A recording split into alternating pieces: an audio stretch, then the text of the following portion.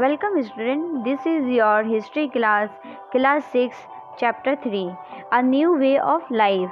If you plant a seed, you will notice that it takes some time to grow. This may be for several days, weeks, months, and in some cases years. When people begin growing plants, it means that they had to stay in the same place for a long time. Looking after the plants, watering, weeding, driving away animals and birds till the grain ripened, and then the grain had to be used carefully. As grain had to be stored for both food and seed, people had to think of ways of storing it. In many areas, they began making large clay pots or wove baskets or dug pits into the ground. एक नई जीवन शैली। तुम किसी पौधे के बीज को बोकर देखो, तुम पाओगे कि इसे विकसित होने में कुछ वक्त लगता है। इसमें कुछ दिन, महीने या फिर साल तक लग सकता है। इसलिए जब लोग पौधे उगाने लगे तो उनकी देखभाल के लिए उन्हें एक ही जगह पर लंबे समय तक रहना पड़ता था। बीज बोने से लेकर फसलों के पकने तक, पौधों की सिंचाई करने, खरपतवार हटाने, जानवरों और चिड़ियों से उनकी सुरक्षा करने जैसे बहुत से काम शामिल थे। कटाई के बाद अनाज का उपयोग बहुत संभाल कर करना पड़ता था। अनाज को भोजन और बीज दोनों ही रूप में बचा कर रखना आवश्यक था, इसीलिए लोगों को इसके भंडार की बात सोचनी पड़ी। बहुत से इलाकों में लोगों ने मिट्टी के बड़े बड़े बर्तन बनाए, टोकरियां बुनी या फिर जमीन में गड्ढा खोदा। Storing animals. Animals multiply naturally. Besides, if they are looked after carefully, they provide milk, which is an important source of food and meat, whenever required. In other words, animals that are reared can be used as a store of food. जानवर, चलते फिरते खाद्य भंडार। जानवर बच्चे देते हैं जिससे उसकी संख्या बढ़ती है। अगर जानवरों की देखभाल की जाए तो उसकी संख्या तो बढ़ती ही है, साथ ही उनसे दूध भी प्राप्त हो सकता है, जो भोजन का एक अच्छा स्रोत है। यही नहीं, जानवरों से हमें मांस भी मिलता है। दूसरे शब्दों में, पशुपालन भोजन के लिए भंडार का एक तरीका है। Finding out about the first farmers and herders. Turn to map 2, page number 14. You will notice a number of blue squares. Each mark a site from where archaeologists have found evidence of early farmers and herders. These are found all over the subcontinent. Some of the most important ones are in the northwest, in present-day Kashmir, and in east and south India. To find out whether these sites were settlements of farmers herders, scientists study evidence of plants and animals' bones. One of the most exciting finds includes remains of burnt grain. These may have been burnt accidentally or on purpose. Scientists can identify this grain, and so we know that a number of crops were grown in different parts of the subcontinent. They can also identify the bones of different animals. आओ आरंभिक कृषकों और पशुपालकों के बारे में पता करें। मानचित्र 2, पृष्ठ संख्या 13 देखो। क्या तुम्हें कई नील वर्ग दिख रहे हैं? पता है, इसमें से प्रत्येक बिंदु उस जगह को दर्शाता है जहां पुरातत्वविदों को शुरुआती कृषकों और पशुपालकों के होने के साक्ष्य मिले हैं। ये पूरे उपमहाद्वीप में पाए गए हैं। इनमें सबसे महत्वपूर्ण पश्चिमोत्तर क्षेत्र में, आधुनिक कश्मीर में और पूर्वी तथा दक्षिण भारत में पाए गए हैं।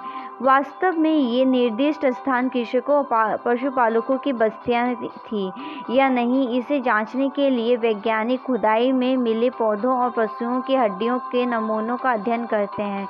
इनमें से सबसे रोचक जले हुए अनाज के दानों के अवशेष हैं।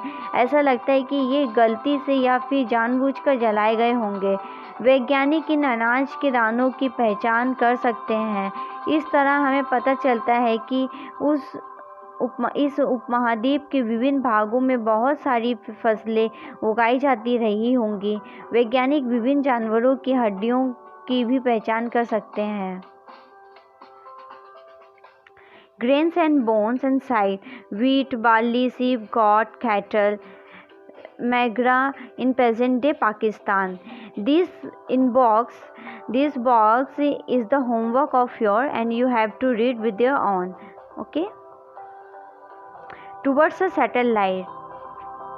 Archaeologists have found traces of huts or houses at some site. For instance, in Burjahom, in present-day Kashmir, people built pit houses which were dug into the ground with steps leading into them. This may have provided shelter in cold weather. Archaeologists have also found cooking huts both inside and outside the huts, which suggests that depending on the weather, people would cook food either indoors and outdoors. अस्थायी जीवन की ओर: पुरातत्वविदों के कुछ पुरास्थलों पर झोपड़ियों और घरों के निशान मिले, जैसे कि बुर्जोहोम के लोग गड्ढे के नीचे घर बनाते थे, जिन्हें गर्तवास कहा जाता है। इनमें उतरने के लिए सीढ़ियाँ होती थी, इससे उन्हें ठंड के मौसम में सुरक्षा मिलती होगी। पुरातत्वविदों को झोपड़ियों के अंदर और बाहर दोनों ही स्थानों पर आग जलने की जगह मिली है। ऐसा लगता है कि लोग मौसम के अनुसार घर के अंदर या बाहर खाना पकाते होंगे। Do a peat house. Stone tools have been found from many sites as well. Many of these are different from the earlier Paleolithic tools, and that is why they are called Neolithic. These include tools that were polished to give a fine cutting edge, and mortars and pestle used for grinding grain and other plant produce. Mortars and pestles are used for grinding grains even today. Several thousand years later, at the same time, tools of Paleolithic type continue to be made and used, and remember, some tools were also made of bone. एक गर्तवास का चित्र बनाओ। बहुत सारी जगहों से पत्थर के औजार मिले हैं। इनमें से कई ऐसे हैं जो पुरान प्रशान युग उपकरणों के से भिन्न हैं, इसलिए इन्हें नवपाषाण युग का माना गया है। इनमें वे औजार भी हैं जिनकी धार को और अधिक पैना करने के लिए उन पर पॉलिश चढ़ाई जाती थी। ओखली और मुसल का प्रयोग अनाज तथा वनस्पति से प्राप्त अन्य चीज़ों को पीसने के लिए किया जाता था। आज हजारों साल बाद भी ओखली और मुसल का प्रयोग अनाज पीसने के लिए किया जाता है। इसी तरह प्राचीन प्रस्तरयुगीन औजारों का निर्माण और प्रयोग लगातार होता रहा। कुछ और औजार हड्डियों से भी बनाए जाते थे। Many kinds of earthen pots have also been found. These were sometimes decorated and were used for storing things. People began using pots for cooking food, especially grain like rice, wheat, lentils that now became an important part of the diet.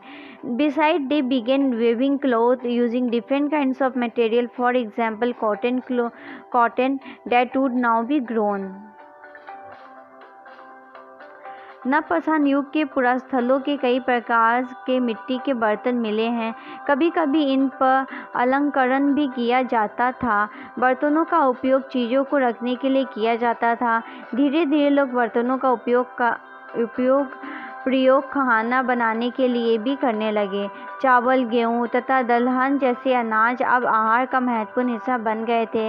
इसके साथ साथ अब लोग कपड़े भी बुनने लगे थे। इसके लिए कपास जैसे आवश्यक पौधे उगाए जा सकते थे। Did things change everywhere and all at once? Not quite. In many areas, men and women still continue to hunt and gather food, and elsewhere people adopt farming and herding slowly over several thousand years. Besides, in some cases, people try to combine this activity, doing different things during different seasons. क्या ये परिवर्तन हर जगह एक ही साथ आ गए होंगे? ऐसी बात नहीं है। एक तरफ जहाँ कई जगहों पर स्त्री पुरुष शिकार और भोजन संग्रह करने का काम करते रहे थे, वहीं अन्य लोगों ने हजारों साल के दरमियान धीरे धीरे खेती और पशुपालन को अपना लिया। बहुत जगह लोग मौसम के मुताबिक बदल बदल कर अपनी जीविका चलाया करते थे। This is the end of this video. We will continue this chapter in next video. If you have any doubt, please let us know. We will try to clear your doubts in another video. अगर आपको कोई संदेह है तो कृपया करके हमें बताइए। हम अगले वीडियो में आपके संदेह को दूर करने का प्रयास करेंगे।